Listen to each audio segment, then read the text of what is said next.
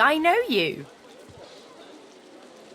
Losa, the dark-eyed jokester you met aboard the ship, waves enthusiastically and dips into a mock elegant curtsy. Back then I was Madame Josephine Gribbles de Pube. And you were Sibyl, right? Glad to see you made it. Nothing like a nice tentacle slap across the moor to set the tone for the week, eh? How'd you escape? I saw you fall. We all did. Thought you were done for. When we get out of this place, I owe you a pint. So you managed to swim to safety, is that it? What about when you were in the water? Didn't hear anything unusual, did you? I heard the same thing! Do you know what this means? It means I'm not the only... Losa's voice catches in her throat. The joy drains from her face. Her eyes lose focus, and her whole body goes rigid. She is stock-still, waxy-skinned, her eyes dark. Greyish-black veins run from her eyes down her cheeks. Her head snaps to you mechanically, and her eyes lock with yours, dark pupils dilated into great black voids. Light suddenly flashes back into her face. The grey veins drain to pinkish flesh, and her whole body relaxes. Anyway, what were we talking about? Oh, it's nothing really. It's just... I'm just a bit hospitable? Put it like this. You've never been a host, I bet. That's because you're an infested clump of leaves on the side of the road. That ain't bad, though. I'd give just about anything to be like you. But I'm a roadside inn.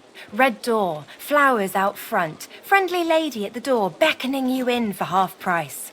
Like a goddamn gold star inn for the disembodied.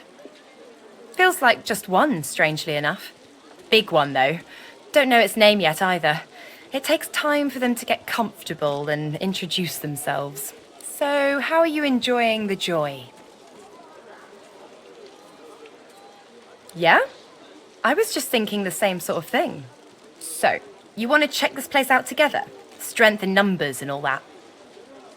It does, right? Before we head out, I've got more than a few tricks up my sleeve, so you'll have to pick which one I'll pull out if... when push comes to shove. Lately I've been into the enchanting arts, but I can shoot, slash, summon, steal, whatever your little black heart desires. So, what'll it be? I'm not afraid of getting my hands greasy, if that's what you mean. What are you interested in exactly? Sounds fine. So, we're good to go? Yeah? Well, that was easier than I thought, and I'll do my best to stay myself. Lead the way.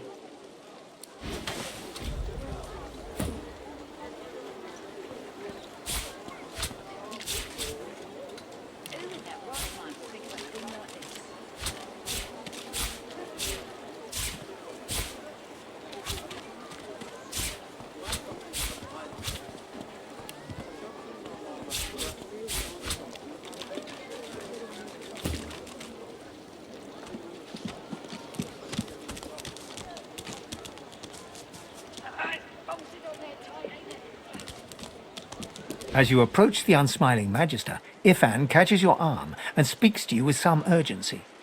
I need to talk to this one for a few moments. Alone. Ifan strides up to the Magister, speaking in a calm and controlled voice.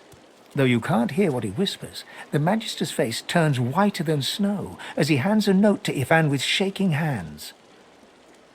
Don't! I'll give you the information. Here, just don't! All right. Ifan walks back to you, leaving the quivering wreck of a Magister behind. When he catches your eye, he winks.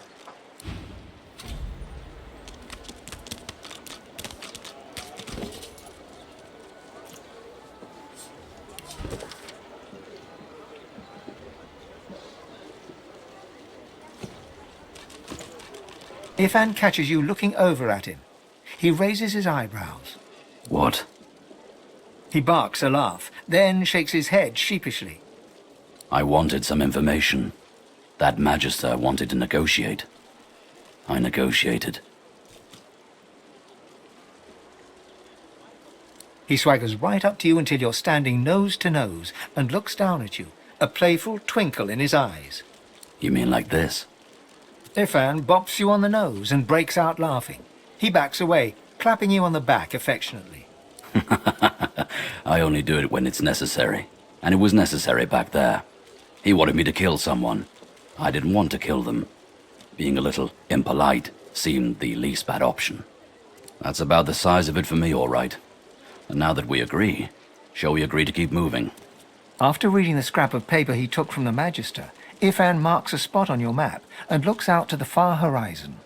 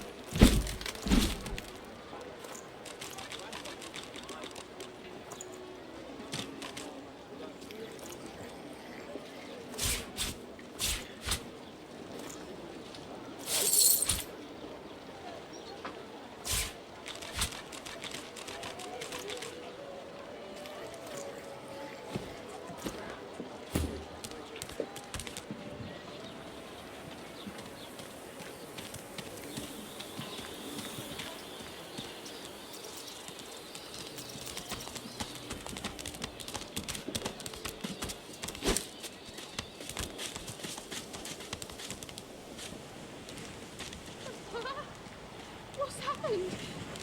What have they done to you? Pop, is that really you? Little Yarrow girl. Grown up, flower-headed girl. What have they done? Beast! Watch your mouth, inmate. You're in the presence of an honorable man. Ha! I'd die 1,000 deaths before I'd see this go unpunished. She looks at her father and manages a small smile. As am I. There were always rumors about the Hammer. Dallas, that is. What she was doing with the prisoners she hauled off to her fortress. Why they never joined the rank and file thereafter. I suppose now I know. Wait, before you go. You've helped us a great deal today. Let me help you too. Take this key. I'll show you where you can use it. It opens a door leading into the fort that may help you get out of this wretched place. It isn't too late for you. Not yet.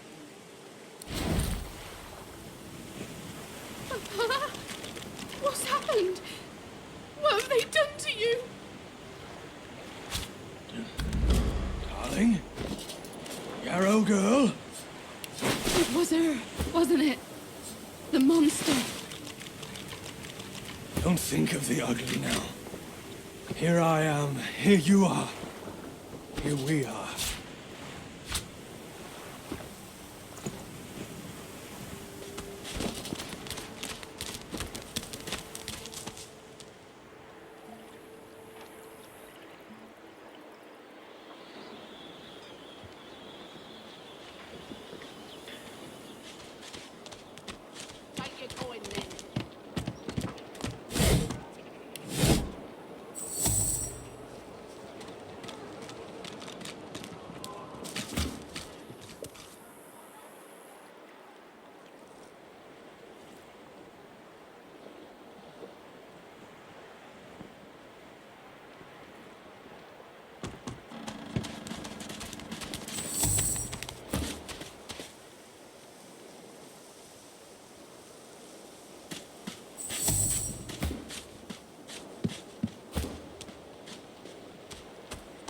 The Red Prince approaches a lizard dreamer. He bids the dreamer stand up and pay attention. The dreamer obeys in a groveling and awkward manner. The dreamer then chews and swallows a handful of Drudenay leaves before slipping into a trance-like state. He falls asleep. To your surprise, the Red Prince lies down and follows suit. After about half an hour, they wake up and begin to discuss what they saw in their dreams. The Red Prince pinches the bridge of his nose in apparent irritation before turning his back on the jabbering dreamer and muttering to himself. Turns out I'm being hunted by an enemy I didn't know actually existed. The myth-shrouded House of Shadows. The dreamers, though, they're on my side. And they've visions of me on the throne. Oh, I was born with the promise of an empire. And that promise will be kept. But to keep it, I must find a second dreamer. A greater one. A more experienced traveler of the dream world. Bahara is her name, and she resides in the swamplands east of the fort. I must venture there post-haste. You know, I could tell you all about swamp dreamers, too, if I chewed that much Drudenay. Oh, do hold your prickly tongue.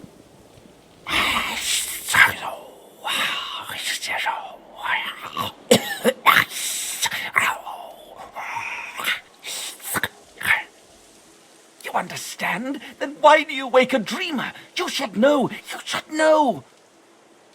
Oh, I was so close!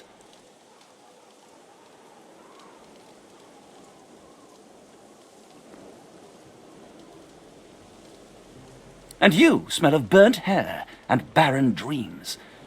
But I have the good breeding not to mention it.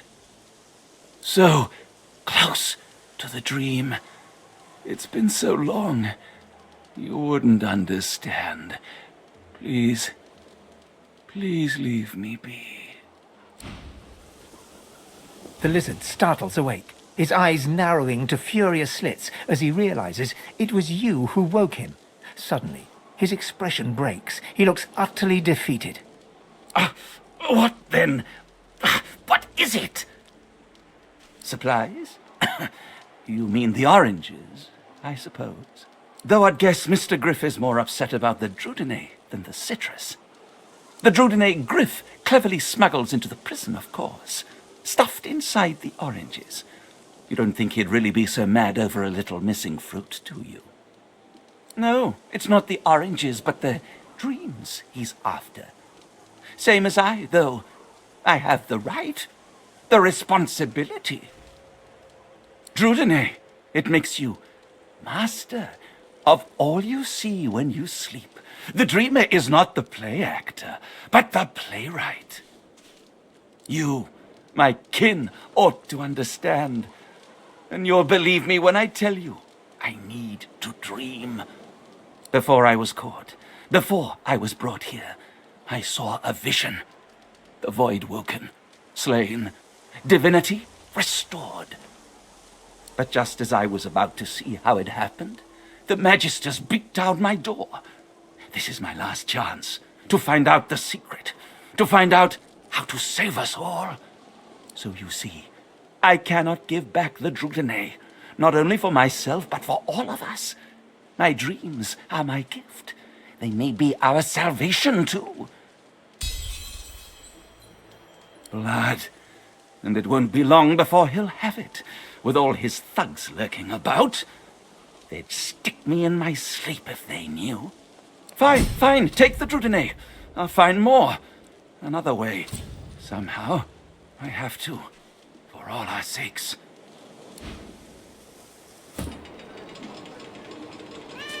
Griff glances from his blade to you and back again. Griff tears into one of the oranges with both hands. Juice squirts through his hands as he desperately rips through the rind. Looks like everything's accounted for. Now the important question. Who's the thief? Atticid, your guy's free to go. He should be fine. Eventually.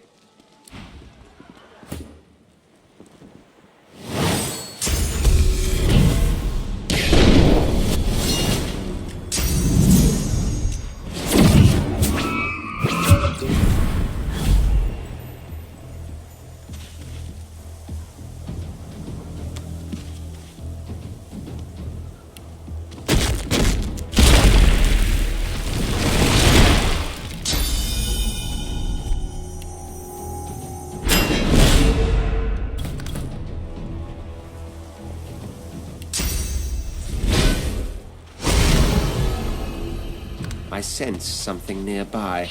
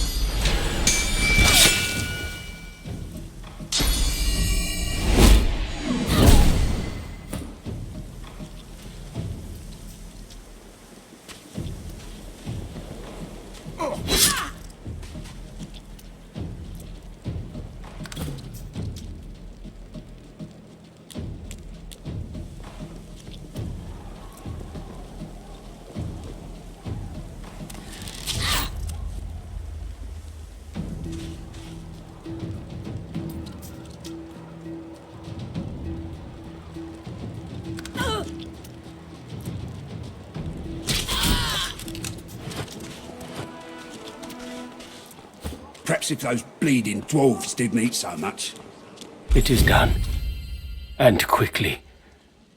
I thank you. I hold my end of the bargain. I show you the way out. But I have something more to ask of you.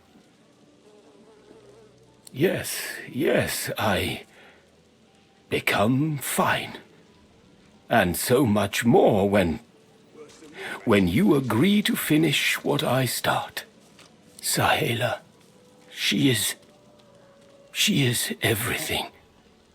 A ruler, a seer, a knower, a child. She cannot be lost here.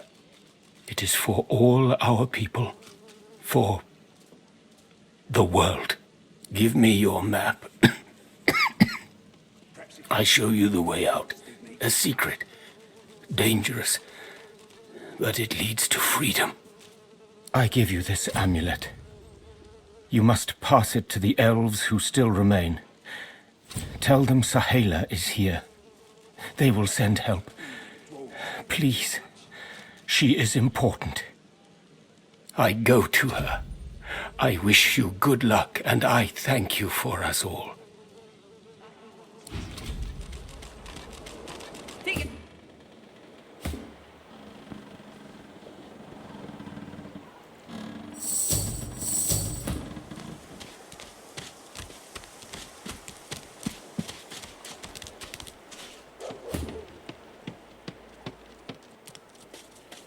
Hey.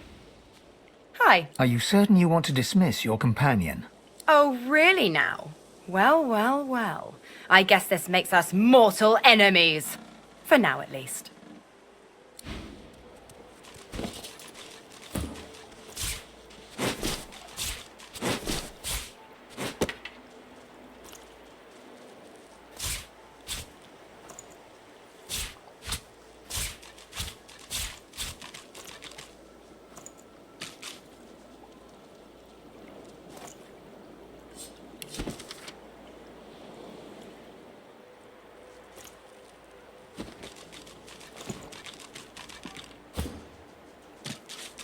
soon as I saw that glint in your eye, I knew we'd make a solid team. Are you certain you want to dismiss your companion? His eyebrows shoot up, and a wry smile crosses his lips. Can't say I'm not sorry to see you go, but you'll be all right. You seem to have the hang of this place. Good luck out there. Might be we'll see each other further down the road.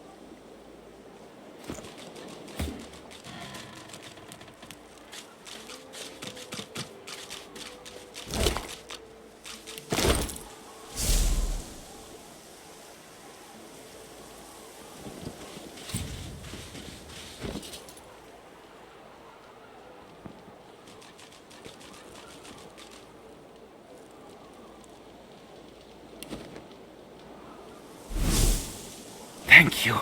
Thank you for saving me. I do not have much to give, but I owe you all I have. Take this. Thank you. Thank you. Don't mention my name to Griff. Please. I am Stingtail. Who is asking? Sibyl, is it? Have we met? I don't seem to remember that name, though there's something familiar about your face. Your cheek. Something suddenly dawns on Stingtail, and he goes quite pale. Confound my drug-addled brain. It is she. You're she. The Master's chosen. Why do you seek me? I was made to weave your scar. They forced my hand. I never had a wish to blemish you, enslave you. I would undo it if I could. Oh, I surely would. I surely would. But I cannot. Only the Master. Only the Master can. I can't. I swear, oh merciful lady, I swear. Only the Master can. But no one finds the Master. No one ever finds the Master. Stingtail writhes in your grip as he gapes at you with fear-smothered eyes, his voice a pitiful wheeze through his tightened throat. Please, I don't know the whereabouts of the Master. Your nails dig deep, and Stingtail's blood flows copiously, as if eager for release, but he doesn't speak a word. This time, he hisses loudly, the sharpness of the pain getting the better of him. No, stop! The wolves! The lone wolves! They may know about the Master. The Master, he's been using lone wolf mercenaries ever since your escape. You vanished, so he needed others to do his bidding. They may know where he is. Lone wolves need to be paid in person. They may know where he is. Who would know? Who would know? Must be Griff. Yes, Griff knows. I assure you. He's over yonder in the kitchen. The cook, the celery man, the butcher man. But he knows things. If there's wolves on the prowl, Griff will have caught their scent. I've told you all. Told you all I can. Have mercy, fair lady. Have mercy. Stingtail stands before you, a broken mess, quivering with fear and pleading miserably to spare his life. With a single stab, both brutal and exact, you drive your needle into Stingtail's heart. His dead eyes stare at you in disbelief for the briefest of moments. Then his legs give way, and he drops to the ground. It's over. The lone wolves are next, and your needle beckons.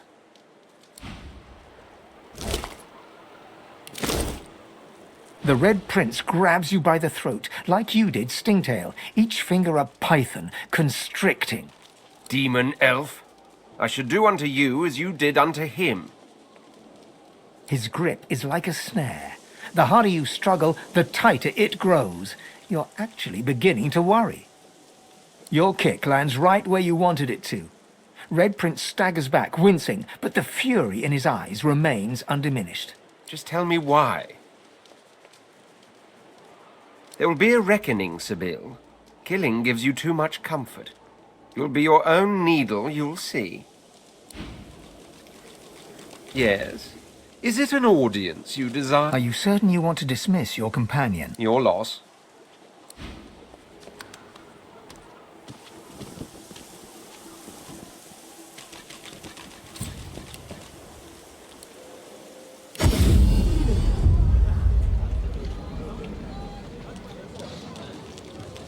Hey there, old buddy, old acquaintance. Want to team up again? Well, that was easier than I thought. And I'll do my best to stay myself. Lead the way.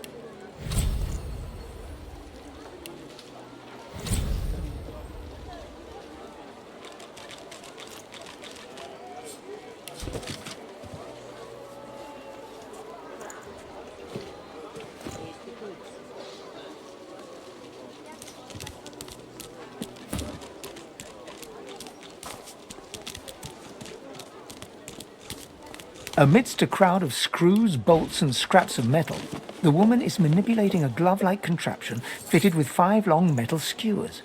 She doesn't look up as you approach. And what you after?